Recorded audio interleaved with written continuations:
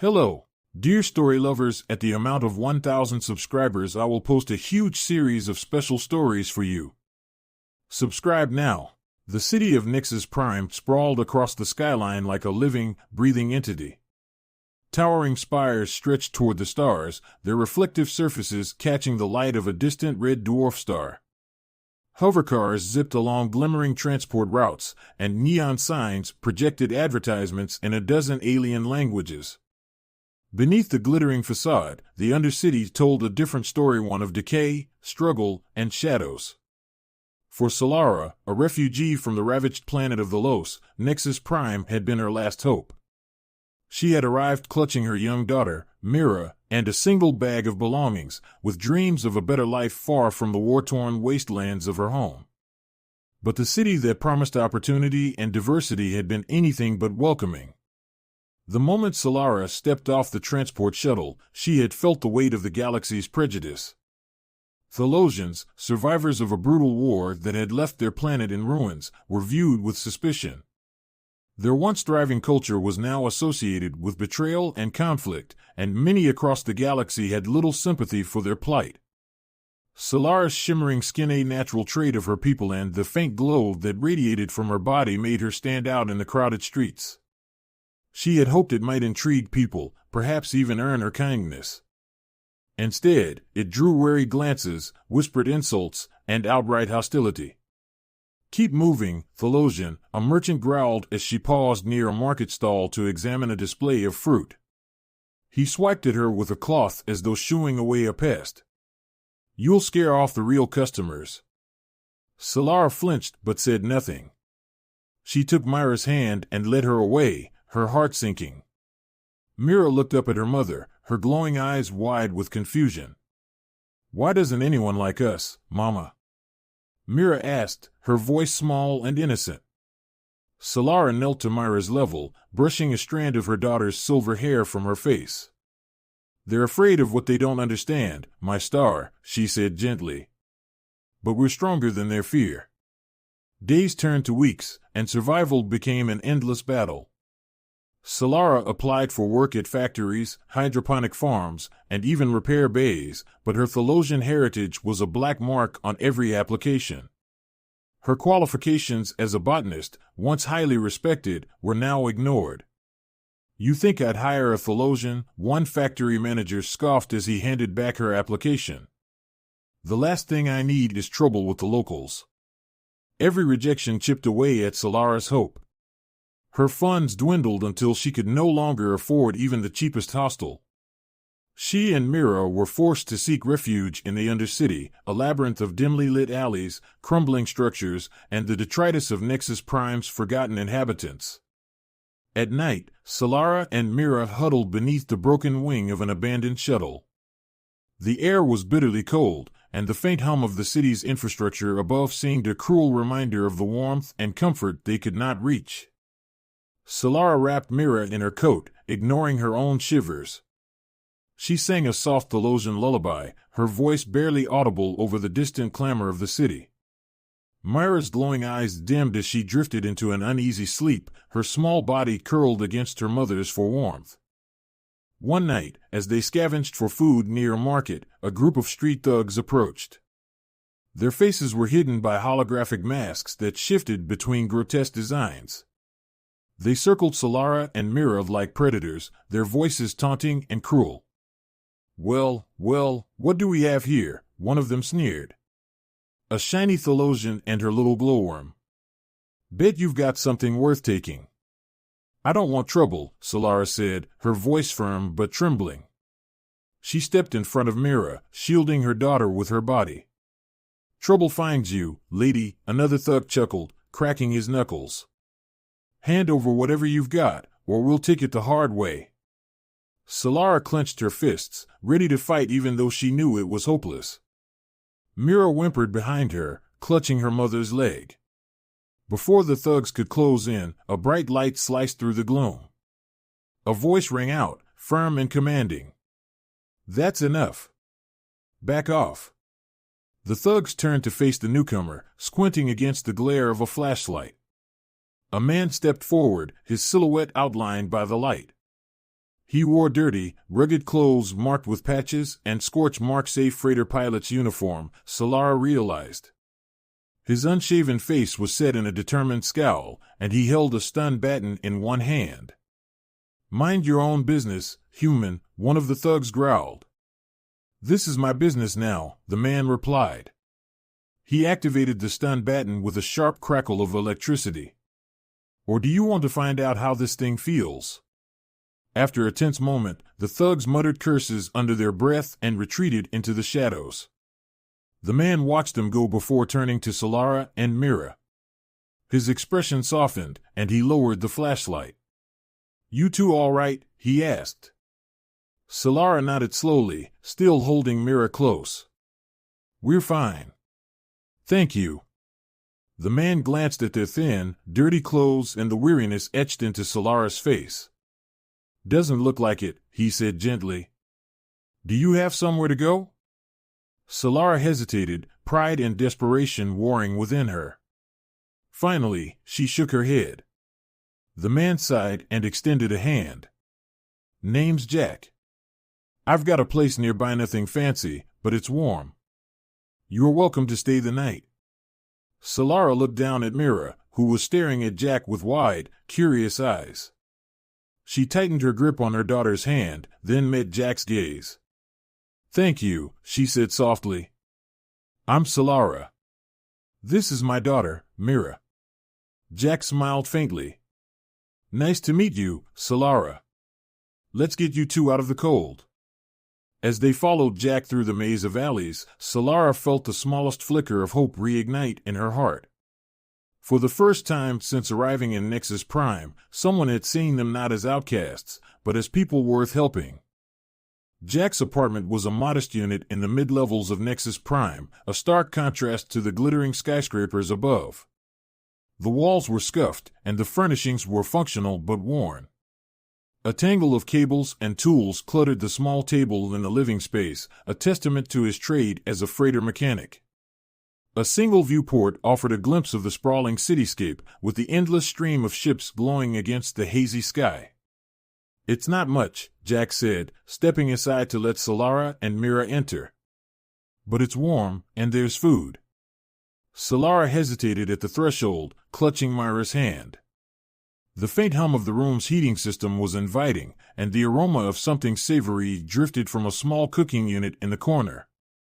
Mira's glowing eyes darted around, taking in the unfamiliar surroundings with a mixture of awe and caution.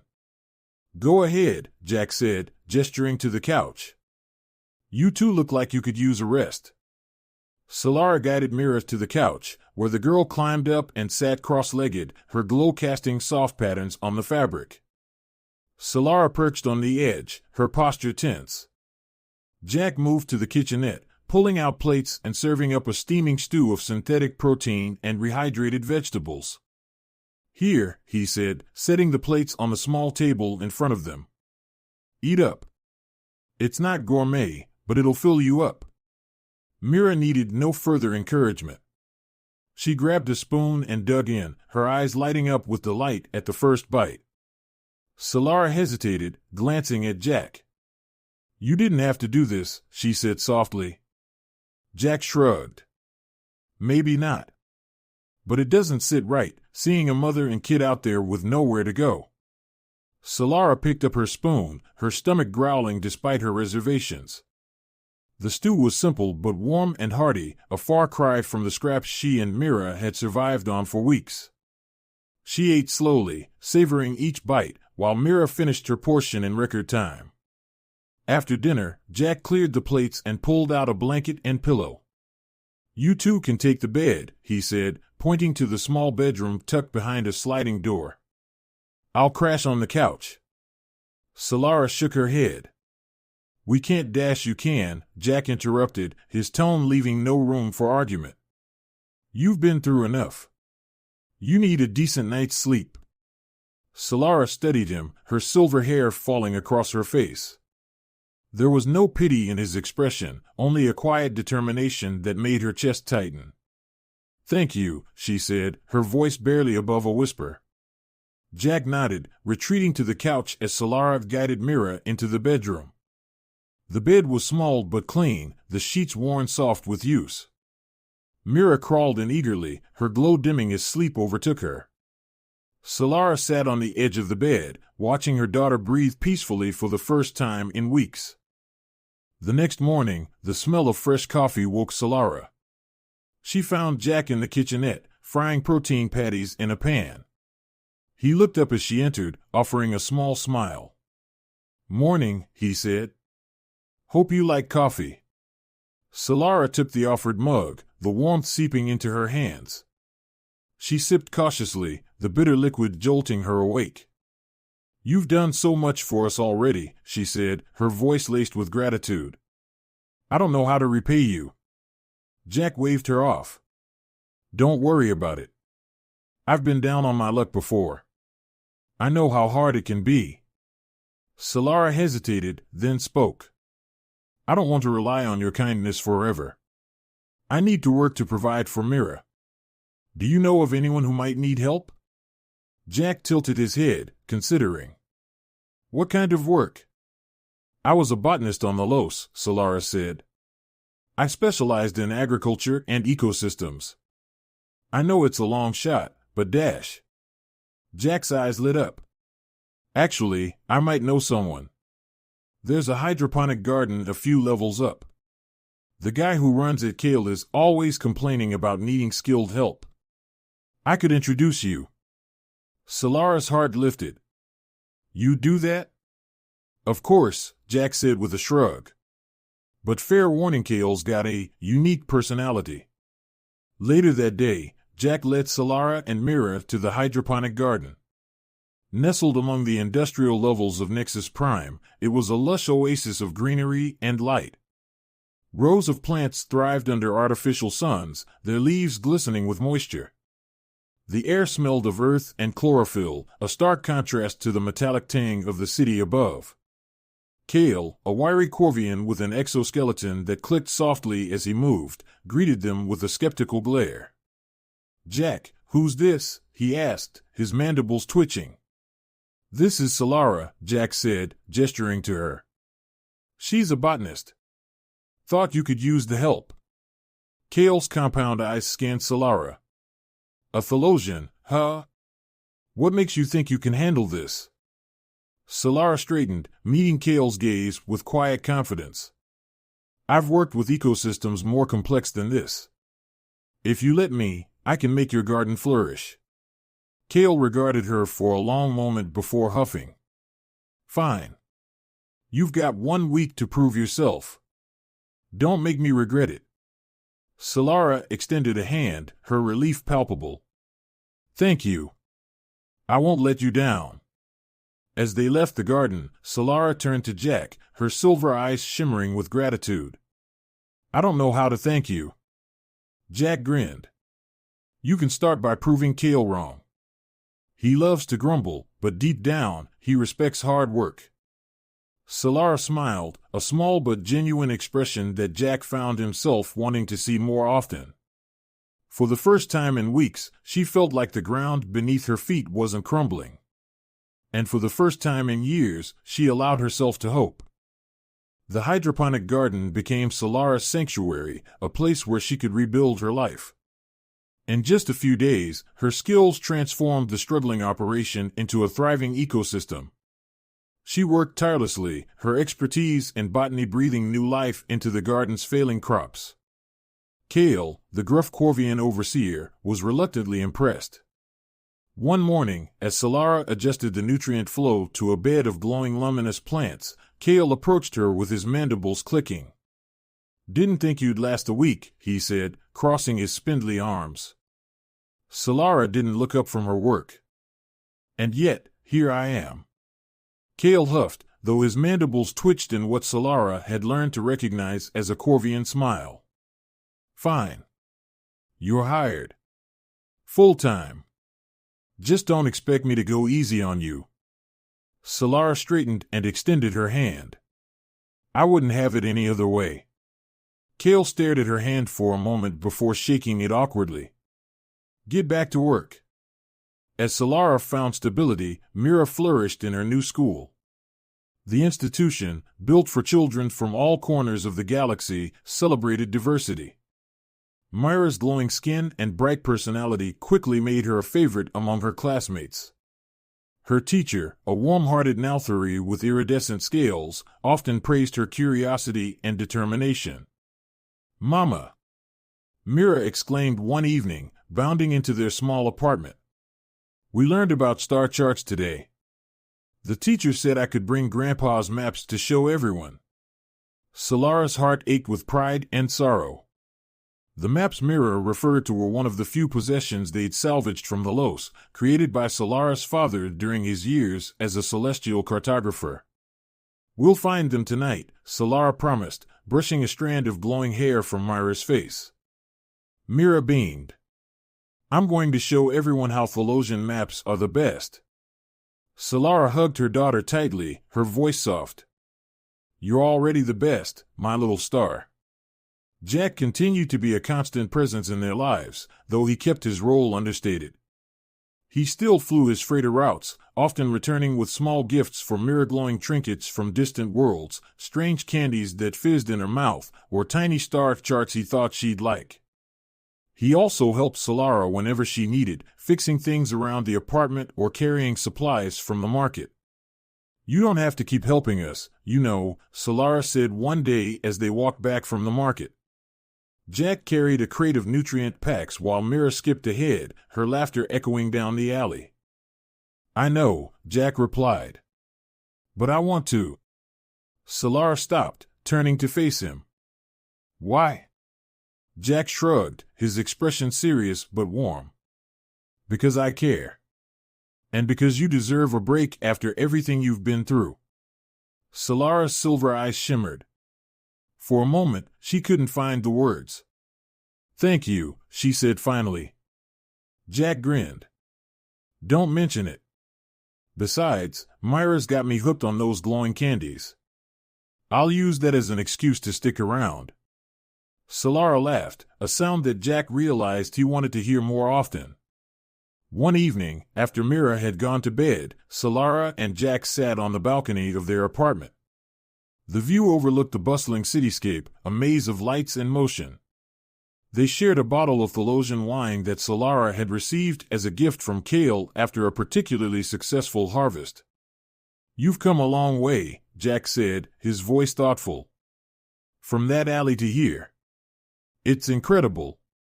Solara stared out at the skyline, the glass in her hand catching the light of the city. "I never thought we'd find this kind of stability," she admitted.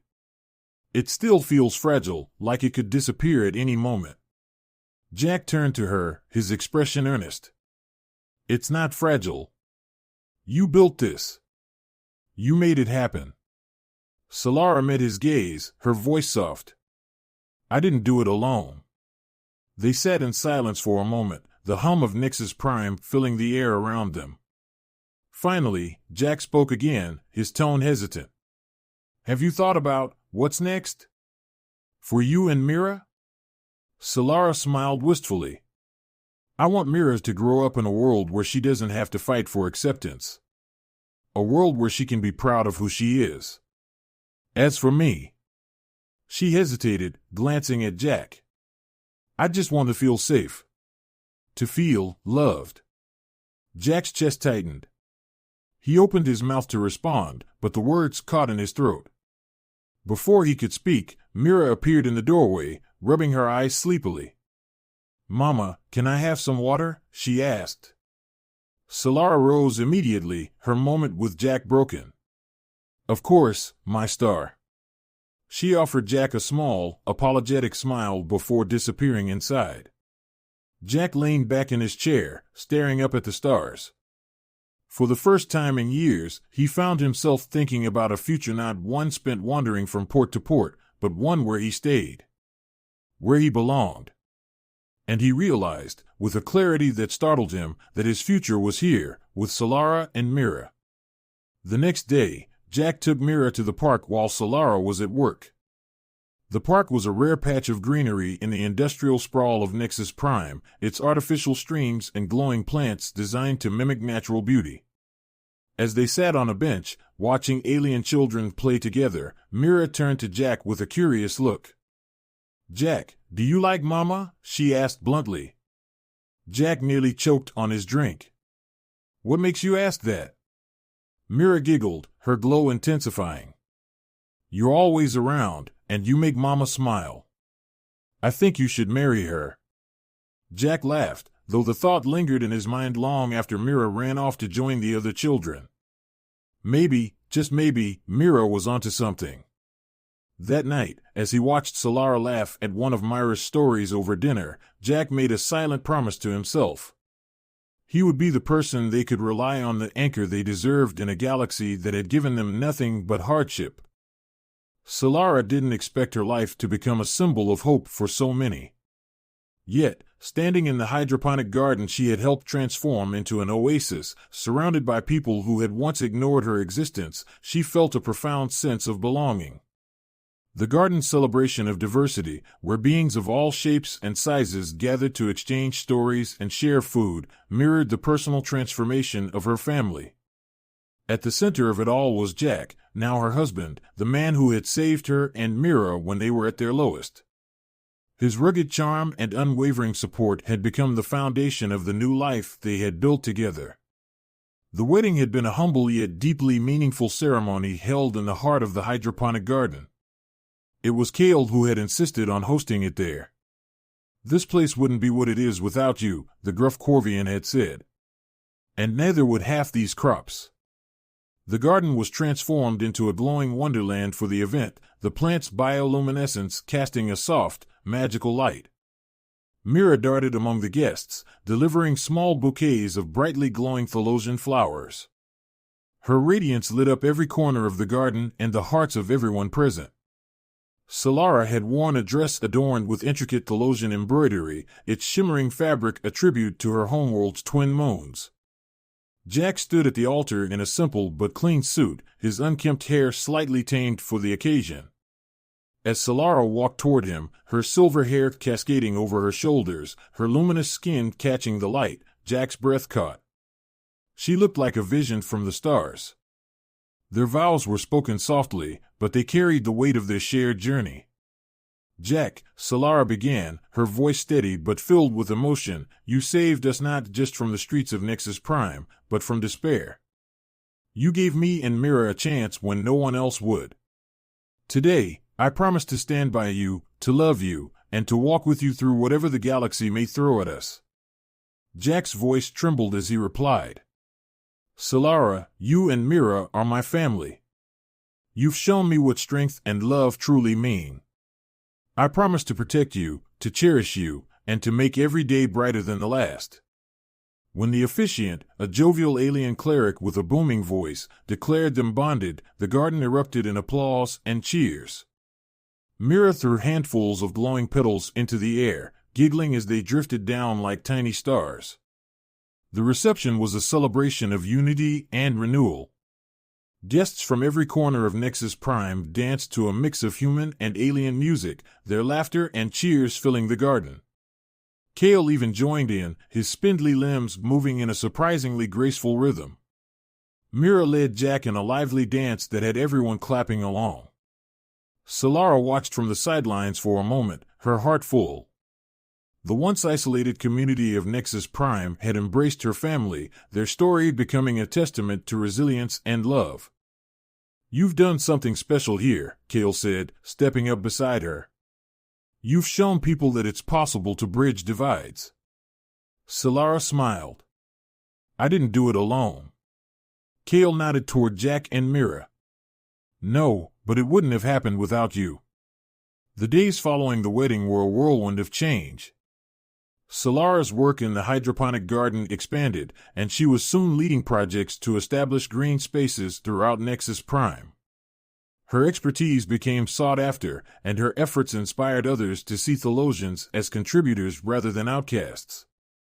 Mira thrived in school, her natural curiosity and glowing presence continuing to endear her to classmates and teachers alike. She began sharing her family's story with her peers, planting seeds of understanding and acceptance. Jack, meanwhile, found his place in the growing community. His freighter days became less frequent as he started mentoring others, helping those who, like Solara and Mira, needed a fresh start. Together, he and Solara became a symbol of what could be achieved when compassion triumphed over prejudice. One evening, the family sat on the balcony of their apartment, watching the endless traffic of ships streaking across the night sky. Mira leaned against Jack, her small hand clutching his. Her glow was brighter than ever, a reflection of her joy. "Mama," Mira said, gazing at the stars, "do you think other families will be like us one day? Humans and Thelosians and everyone else, together?" Solara smiled, wrapping an arm around her daughter. "I believe they will, my star. The galaxy is vast, and love has a way of finding its place, no matter how different we are." Jack nodded, his gaze fixed on Solara. "And if anyone doubts it, we'll be here to remind them." The three of them sat together in the quiet night, the weight of the galaxy's struggles seeming distant. They were not just survivors anymore, they were a family, a beacon of hope in a universe that often forgot its capacity for kindness. As the stars shimmered above and the city hummed below, Solara closed her eyes, letting the warmth of her family surround her. For the first time in years, she wasn't afraid of the future. Together, they would face it, no matter what it held.